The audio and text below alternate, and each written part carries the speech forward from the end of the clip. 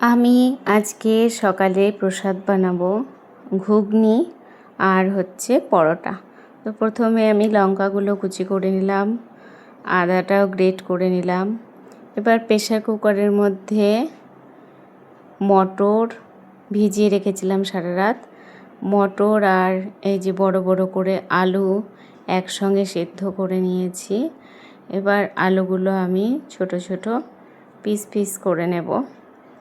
তো আমি বেশি তেল মশলা ব্যবহার করি না, খুব কম তেল মশলা ব্যবহার করে রান্না করি, যেহেতু বেশি তেল মশলা খেলে আমাদের সবার শরীর খারাপ করে। আর তারপরে প্রচণ্ড গরম পড়েছে, এত গরমে বেশি তেল মশলা তো একদমই সহ্য হয় না, বিভিন্ন রকম সমস্যা হয়।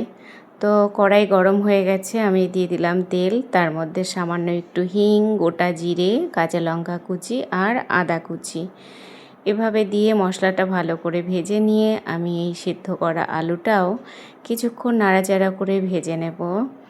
তারপরে ভাজা হয়ে গেলে আমি এর মধ্যে দিয়ে দেব জল, আর এভাবে ফুটে গেলে আমি দিয়ে দিলাম মটর, সেদ্ধ করা মটর। তো মটরটা বেশি সেদ্ধ হয়ে গেছে, গলে গেছে। এবার আমি এর মধ্যে দিয়ে দিলাম লবণ, হলুদ আর ভাজা জিরের গুঁড়ো। এবার ঘুগনিটা ফুটুক, আমি এদিকে একটু ময়দা গরম জল করে নিয়েছি গ্যাসে। এই গরম জল দিয়ে ময়দাটা মেখে নিলাম, নিয়ে আমি রুটি বানাবো। তো এভাবেই রুটিগুলো আমি সব বানিয়ে নিচ্ছি। আর সকালে আমাদের এটাই প্রসাদ হবে।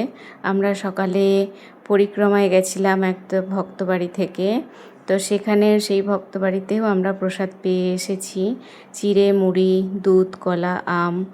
আর বাড়িতেও এই প্রসাদ হয়েছে আজকে। হরি বল।